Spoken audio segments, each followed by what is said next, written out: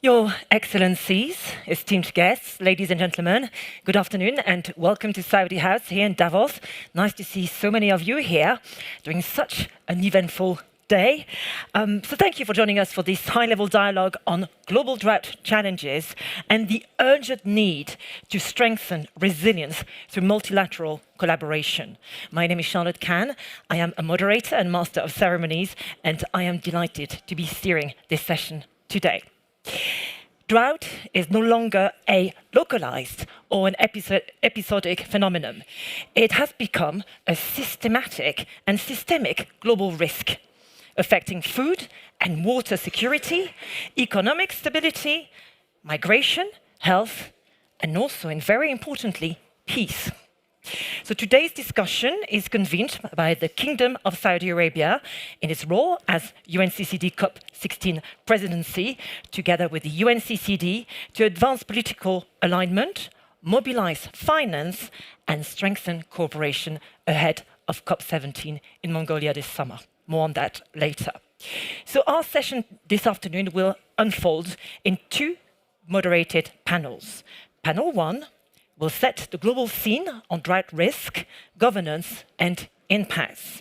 And our second panel will focus on solutions and the venues for strengthening global collaboration. We are joined this afternoon by truly exceptional guests, so let me introduce you to them. And please join me in a round of applause to welcome Dr. Yasmin Fuad, who is Executive Secretary of the UNCCD, Dr. Osama Fakiha, who's Deputy Minister of Environment and Advisor to COP16 Presidency for the Kingdom of Saudi Arabia, and Mr. Jaime de Bourbon-Palm, who's Director, Environment Directorate at OECD. Many thanks to all of you for joining us here this afternoon. So I'm going to start by asking you this question, Dr. Fuad. From your perspective, why is there a need for global cooperation on drought? And how does UNCCD help link land degradation, we talked about it this morning, and drought governance? Let me try to articulate that. 30 years ago, or before that, when the UNCCD was born, everyone was talking about desertification as a problem that relates to one continent over the other in the world, and mainly Africa. And since then, there was that discussion how to solve problems to desertification. And then the overall discussion, the narrative came to land degradation, which includes desertification. And then by the time the triple challenge of climate, biodiversity, and pollution came in reality, we found out that it's much more beyond than land degradation or desertification, and it's not a pick and choose. Drought is a reality that is happening every day. It is happening faster and intensively, and amazingly what we saw from the index and the science, that drought is also happening to places that we never saw these things in it before. So no country is really immune because of the other challenges. How we're linking the governance of the land degradation with the drought, it's a very simple equation that we're doing. At the level of the legal binding agreement, which is the UNCCD, lie at the heart of it what's called the global mechanism, the arms for implementing the convention. And within the global mechanism lie that drought portfolio, where we link between what policy intervention could be done and what actually would be done on the ground. And here will be the announcement of what we call the Riyadh Global Drought Partnership for funding what we would like to see as an agreement. Thank you. Thank you very much for presenting the scale of the challenge we are facing here. Dr. Osama, COP16 and Saudi presidency really elevated drought on the global political agenda. So what concrete shifts are you most proud of? We're going to talk about your legacy here. And how does it translate for countries on the ground? Thank you very much. Again, I think Saudi Arabia advocacy for drought is not strange because we live in a hyper-arid country. Drought is a way of life. We lived in it for centuries. Our fathers and grandfathers have to make end meet with very little water, and they have to really struggle for very few water resources. Fast forward in the modern life, we have national water strategy. We have invested a lot in sea water desalination and other things, and we really felt that we need have a global advocacy for drought, and we are very proud that, as you mentioned, we have elevated the discussion on drought. COP 16 was the largest ever COP for UNCC. We had about 90,000 participants, about 800 events. We have large participation from indigenous people, civil society, business community, women and youth, and government organizations, and innovation sector, academia, and others. So that was really a turning point. But also, we came together with UNCCD and all other countries, and we launched Riyadh Global Drought Resilience Partnership. And the idea is very simple, to shift from a reactive response to drought to more proactive readiness for drought. And as Dr. Yasmin mentioned, now we all know about the Horn of Africa and Chad and areas that has been chronically Somal impacted by drought. But now, although this has been very impactful and impacted the lives of million people, now drought is no longer confined to these areas. In South America, we have seen droughts have been, even impacting the ability to produce hydroelectric power. Europe, one of the most immune region to drought, this is what we thought. Reports say the areas impacted by drought in Europe has quadrupled, 400% increase in the last 20 years. So I think you all remember the sites of rivers, levels going to historical laws and things like that. So drought impacting today 1.85 billion people, and the numbers is expected to double over the next years, which is a very bad news. So really, we need to have a wake-up call. We need to wake up and address drought. And drought impacts those communities hardly, causing migration, others, but the ripple effect reach far beyond the areas that are hit. In terms of food prices increase, in terms of political instability, migration, 700 million people are expected to migrate by 2050 due to drought. But going back to 2022, there was a report that around 25 million people has to migrate. 98% of those people were due to drought or flood. So really, drought is already impacting the world big time. Drought impacts food security a lot. 80% of drought impacts on farming community, and smallholder farmers are the most impacted. And the Riyadh Global Drought Resilience Partnership, we target 74 developing countries, low and lower middle income countries that are most vulnerable to drought. We are already very proud. We have the inaugural conference in Bonn last June, and we have 64 countries joined, and we have formed the steering committee, and we are progressing to really implement the partnership and see a tangible change on the ground. So you have shared some pretty hard-hitting figures here with us. And congratulations for putting drought at the heart of the political agenda. And Jaime, drought is also very much at the heart of the economic agenda. So based on the global outlook, which drought trends should policymakers and investors be most concerned about over the next decade in particular? And what are the critical data gaps that need to be addressed? Well, it's good to be with all of you. Just a month ago, I was the climate envoy of the Netherlands. Now I'm director environment for 38 member states, but also way beyond. We work a lot with Egypt, we work a lot with Saudi Arabia, and drought is an area that was under focus of politics. And now Saudi Arabia has really, both of you have put it back on the global agenda. The OECD has written a report. It works with facts and figures. It works with multilateralism. So I think we're defending multilateralism. We're defecting facts and figures, and we're defecting the effects of an environment. And some of the effects on droughts is mismanagement, but some of that is really climate. So I'm happy that we're focusing on triple planetary crisis, in which drought has a central role, because what climate does, it raises temperature, and what evaporates is water. So that's at the heart of the problem. It attaches the economy, water security, food systems, energy supply, public finances. So actually every level of the economy gets hit by droughts. Countries, as you said, Minister, that were always water abundant, like the Netherlands, where I come from, and never had to deal with drought. So we have a lot of water management experience we share with every country in the world, but no drought experience. And because there's less snow that falls in and stays here in Switzerland, the water will come straight down the Rhine and create floods in the Netherlands. And in summer, when there's no melting of the snow, we actually experience the first-time droughts. So we had 2 big droughts in the last couple of years, and it shows, the data shows that this is going to be a repeated problem. It's not going to be temporary. So on our water management, when we have too much, now we have to create water basins to capture enough water to keep it for the moments we might have droughts in the Netherlands.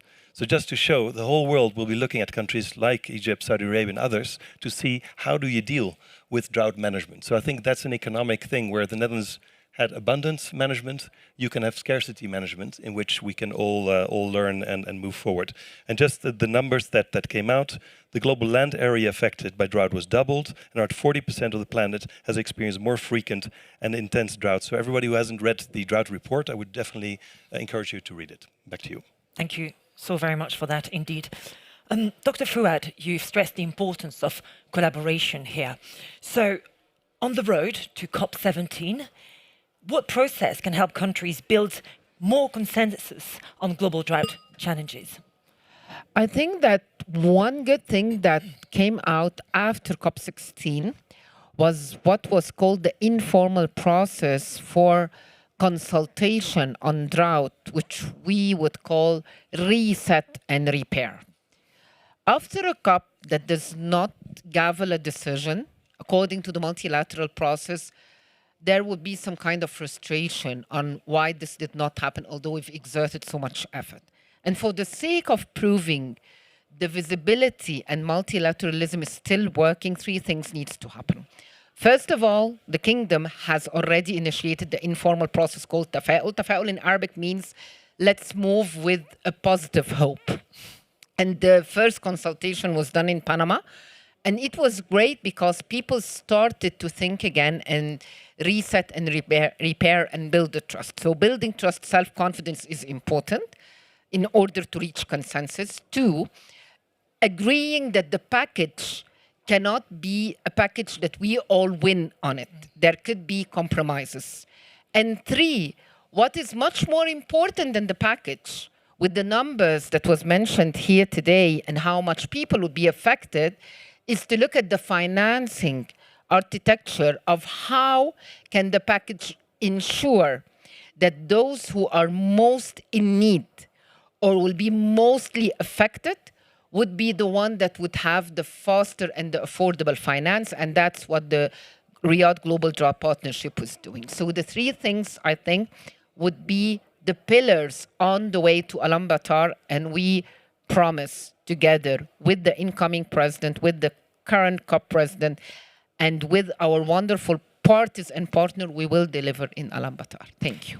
Thank you very much for that so structured, but also targeted approach, whilst remaining positive. Of course, you mentioned that. That's very important. We need that today, for sure.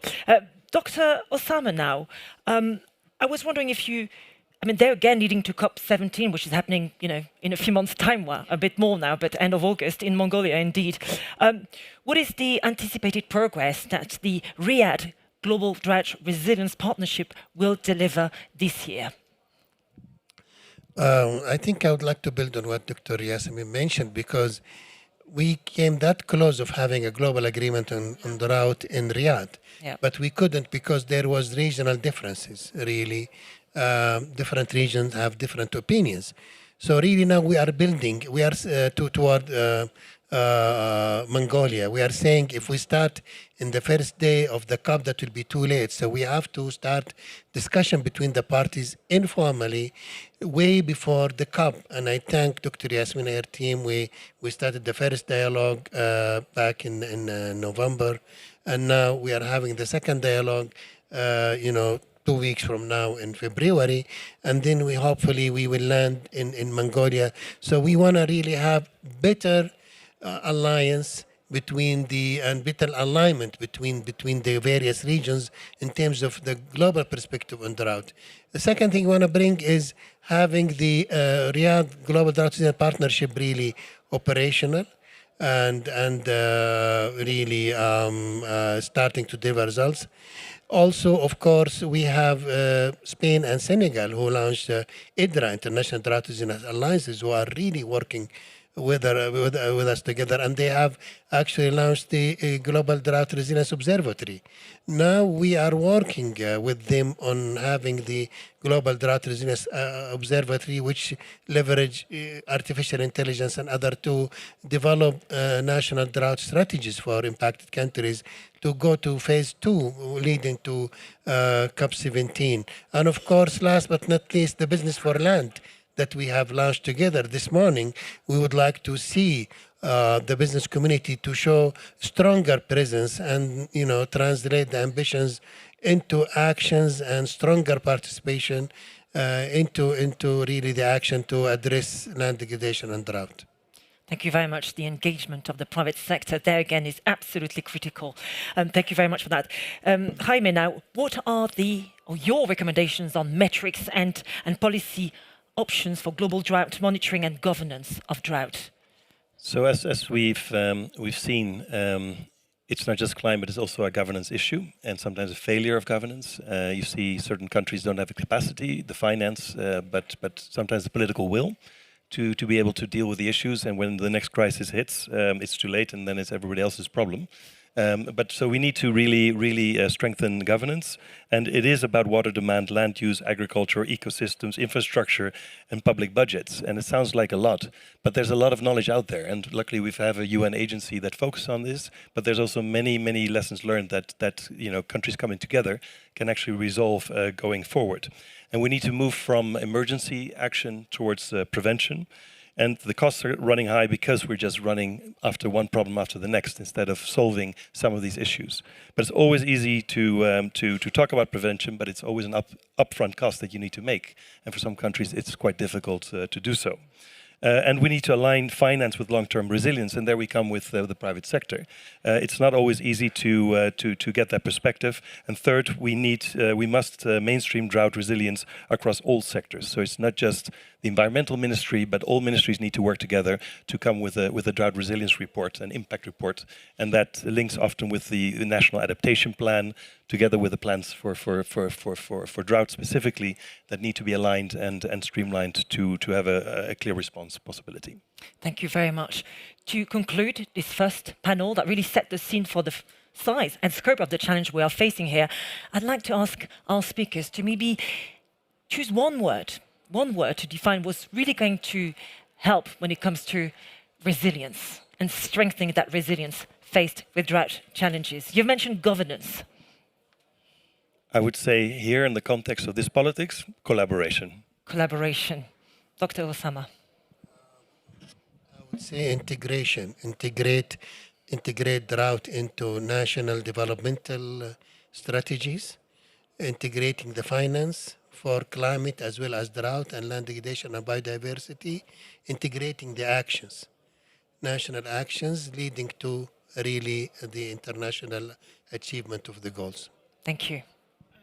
I would say a proactive rather than tackling the problem, and a complete reset of a trust-building process.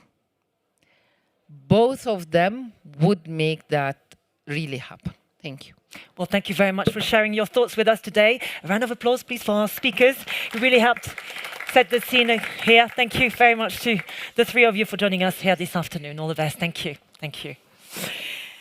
So we are moving on to our next panel discussion on strengthening global cooperation. And I'm now very pleased to introduce the speakers for this second panel, which will focus on scaling solutions through innovation, finance, and development planning. So can I please call to the stage Ms. Marianne Kleiberg, who's Regional Managing Director for Europe at the Nature Conservancy, Mr. Pierre-Pascal Bardou, who is Strategic Funds Director at UN Capital Development Fund, and Johan Swinen, who's Director General of the International Food Policy Research Institute. And we were due to be joined this afternoon by Dr. Henk Oving, but sadly, due to the commotion outside, he's not able to join us for this discussion. Maybe later, hopefully, if he's lucky. So I'm going to get a little bit closer to our guests here and welcome you very warmly here this afternoon, of course. So I'm going to start with a question for you, Marianne. Based on your experience at the Nature Conservancy, what restoration models have shown real potential to scale, that's an important word, and deliver impact? Wonderful to be here. It was a great scene setting with the first panel. And obviously, I'm presenting here the voice of nature, and I'm going to focus on the power of nature in preventing drought. And at the Nature Conservancy, for the last 25 years, we've been refining a business model called water funds. And water fund, at the very basic level, is how do you get downstream users, so people who actually use water, whether they're business or municipalities, water utilities, to actually pay for upstream conservation to ensure you have enough supply and quality of water. The first water fund we established was in Quito 25 years ago. And already then we saw that $1 invested in the water fund would return $2 of ecosystem services. Now we're 25 years later and we've done several more. And I want to highlight one in Cape Town because we spoke about some of the really very severe drought challenges. And you may recall in 2018 in Cape Town, they were talking about day zero. The city was running out of water. And when the scientists look at what can we be doing to prevent this, they saw that in the upper watershed, there were invasive species, really thirsty invasive species who were drinking the water that people downstream were needing for their drinking water or for their businesses. So the strategy was quite simple. It was to remove those invasive species. And it actually increased supply by 1/4 of the annual budget of water for Cape Town. And the last one that we've done is in the UK. And our prior panel said in Europe, we really don't think about drought. And no one thinks about the UK. Everyone thinks it's always raining in the UK. But in Norfolk, it's on the East Coast, it is as dry as in Lebanon. It has the same amount of rainfall as Lebanon. And they're struggling with drought and they're struggling with supply of water. So we recently also established a water fund in Norfolk. And there, there's a range of nature-based solutions that can be implemented, from restoring native vegetation to also reconnecting floodplains. And we have a $30 million investment portfolio that actually give a return on 1 to 7. So in the last 25 years, we had a return from 1 to 2, and now it's actually 1 to 7. So we've seen this increase, and we're not the only ones doing this work.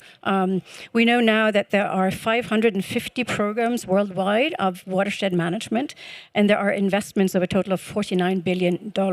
So we're going the right way. And I think I just end by saying that we sometimes forget that nature is such a critical component and when we think about drought, and we need to incorporate that much more.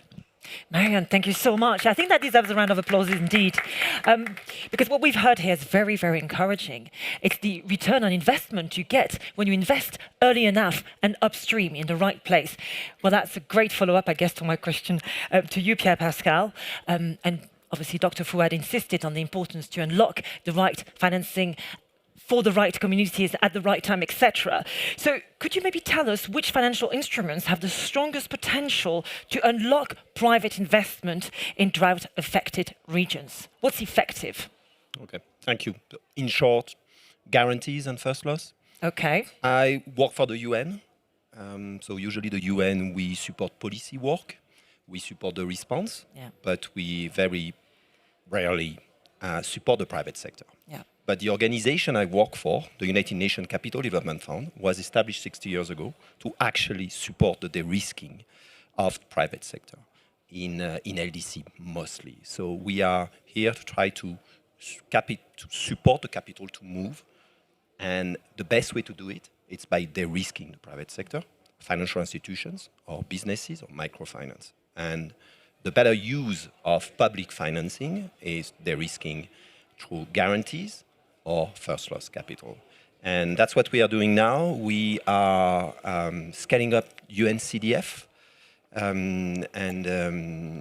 and we really trying to help the UN to shift their response from policy support, but also de-risking of private sector through those financial instruments. And this is something we really want to scale.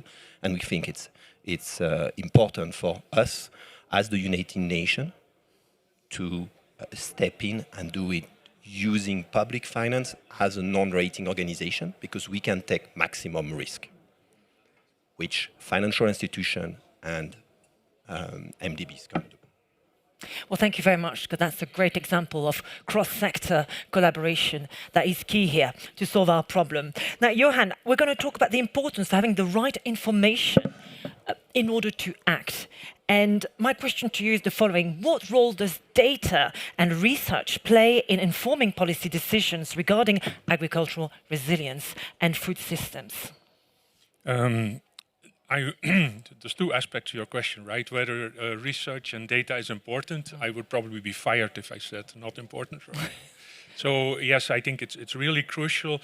The extent to which it influences policies, of course, it's a very different question. That's where the political aspect comes in stronger.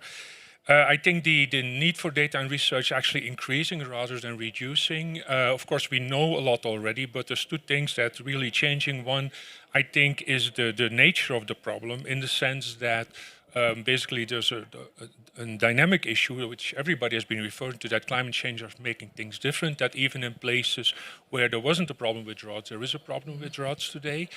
Last week I was in Berlin at the GFFA, the Global Forum for Food and Agriculture, and I chaired a working session on drought and water, okay, and there was ministers from various countries around, and so the issues are very different in various places around the world, and so that also means that what works, what doesn't work, there's no one-size-fits-all solution there. It's really very locally.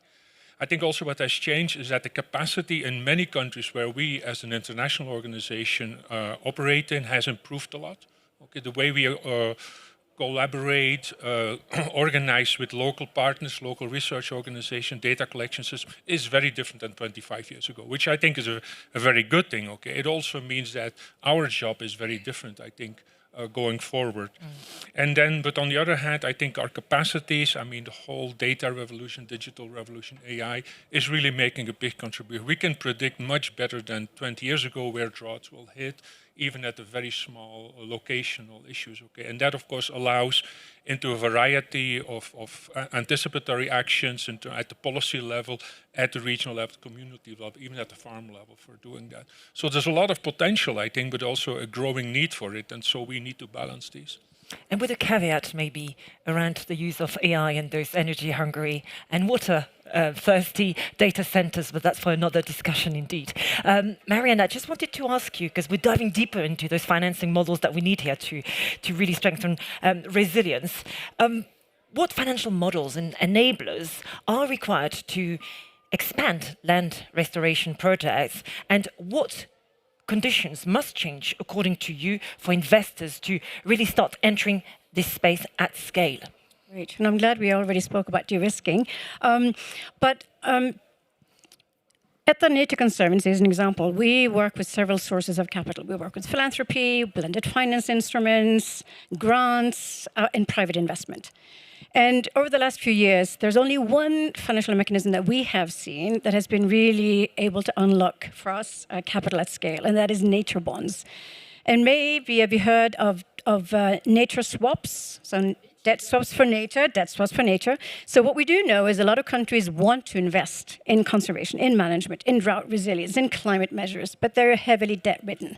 So what we do is we support countries refinancing their debt to unlock money for conservation. And I say conservation, and again, because I know nature is such an important, so for me, resilience, drought, nature is all together.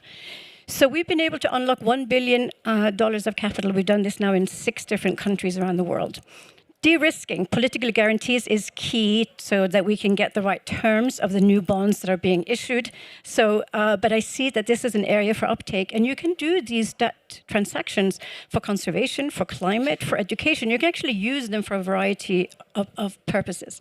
We have also engaged as a conservation advisor for investment funds. There's one called SWIFT, a Sustainable Water Impact Fund in California. And that's a $900 million fund that invests in farms who want to transform the management of their farms to be sustainable and to conserve water. And those investments are in California, in Chile, and in Australia. And when you think about carbon credits, you think about carbon credits for standing trees. But if you think about semi or arid areas, in Australia, for example, there is a territory in northern Australia the size of France, where the indigenous populations are going back to traditional fire management. And those fire practices means that they don't get the destructive wildfires that they did in the past, and they're able to regenerate vegetation that holds moisture. And they get paid by the Australian government for carbon credits. They call them fire credits, or grazing credits for soil health. So I think that there's a lot of instruments in the nature world that you maybe not have thought of applying directly to the concept of drought. So I find that very encouraging. And just very lastly, we did speak a little bit about regulation as well and frameworks. And obviously, regulation is key to give security for investors. There is also things regulators can do. Perhaps they can regulate that water utilities need to invest in upper watershed management. That can be done. You can also, sorry, you also need to make sure that there are other regulations, like in the UK, we have biodiversity net gain, some of you may be familiar with. When a developer develops a property, there is a regulation saying that they have to at least give 10% of added biodiversity value back. So landowners now in the UK sell biodiversity values that give them funding to restore their lands. And very often these are farmlands, and very often what the funding goes to is to restore vegetation and to ensure that they become climate resilient and water resilient. So there are a lot of options out there. So I'm encouraged. And you should be, I must admit, I do live in the UK, and I'd never heard of what you've just mentioned. So clearly a lot of awareness and education is required here. Thank you for sharing some great examples of very innovative financial instruments to unlock all this. On the topic of de-risking, here, Pierre Pascal, can you tell us what risk could be realistically mitigated within the next year, let's say? Within the next year? Sure. Immediately then. Yes, like right now, 2026.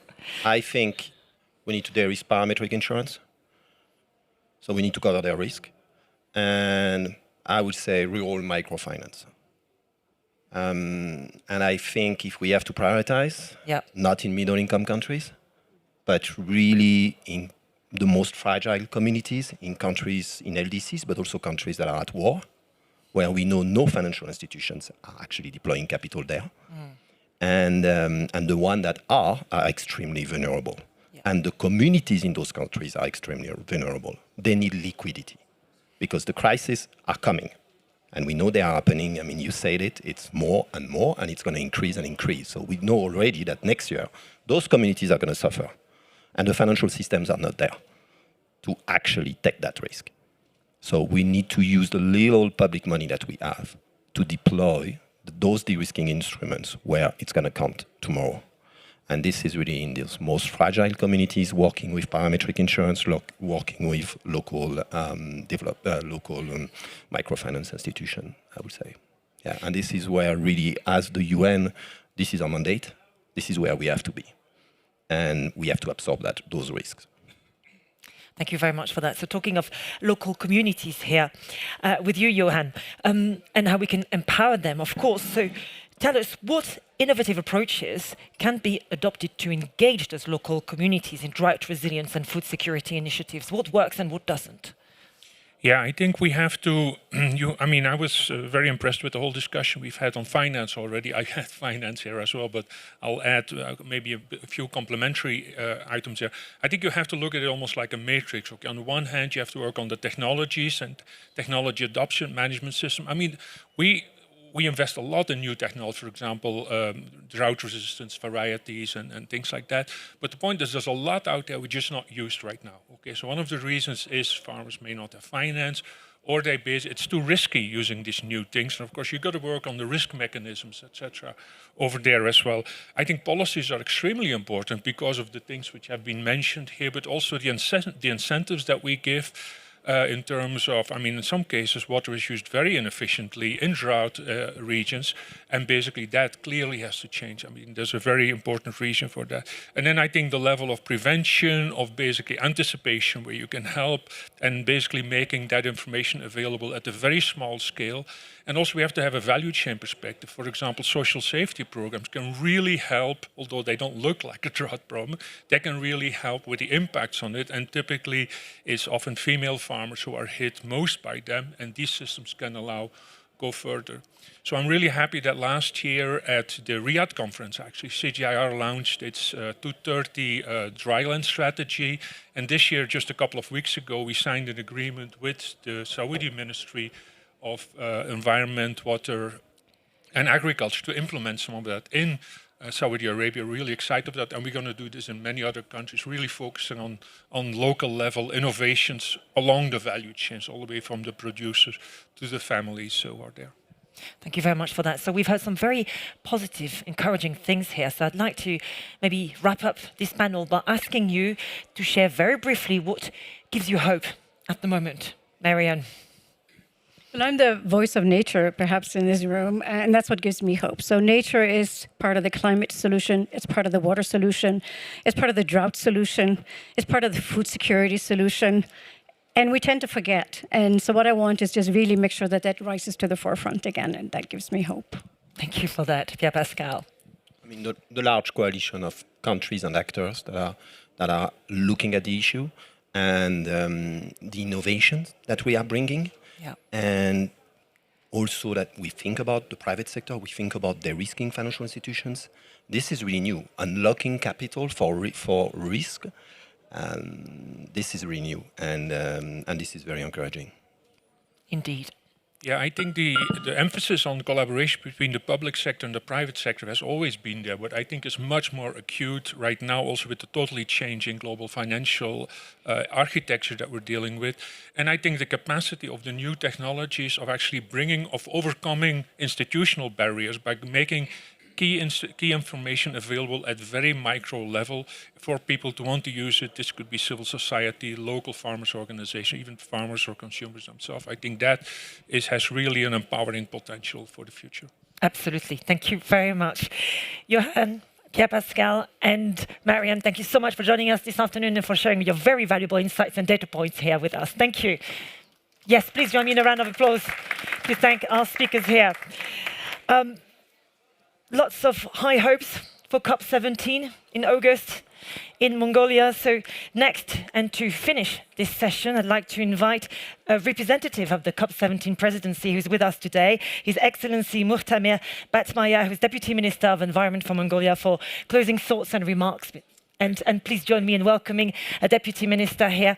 And let's have a conversation, shall we? Since that's the format we have adopted. There you go. So, looking ahead to COP17, what level of ambition and concrete outcomes should the international community commit to on drought? What do you expect from them? Sure. Okay. So first of all esteemed partners, colleagues, and on behalf of the COP17 presidency of Mongolia, we've been looking to have the successful COP17 to be organized in August in Ulaanbaatar, Mongolia. And it's, of course, adopting the legacy of presidency in Excellency, legacy of the Kingdom of Saudi Arabia, the COP16 for sure.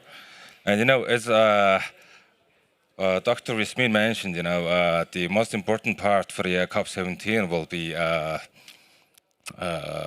having the agreement on the partnership, as Mongolia will play for the important diplomacy role between those participants to come up with the solutions on the drought challenges. Of course, the drought is the very important issues for not only Mongolians, not only Saudians. It's issue for everybody else, everybody in this room. So we will have to come up with the idea to come over with the solutions where everybody has the common benefit out of this agreement, which we hopefully to have it in August in Ulaanbaatar. By the way, that everyone in this room, please welcome to Mongolia to come explore the the beautiful Mongolian country, and we will have a fun and exciting time in Mongolia. Yeah. Thank you. Thank you so very much for that. Ladies and gentlemen, thank you so much, Your Excellency, for joining us here this afternoon. We are going to close this session. Thank you very much for being with us and for your engagement and attention throughout our discussions this afternoon. Yes, I'm leaving this session filled with hope, personally, and I hope that you are too. So thank you very much. You are Dr. Fouad. It's my pleasure. All the best, everyone. Thank you, Your Excellency. Thank you.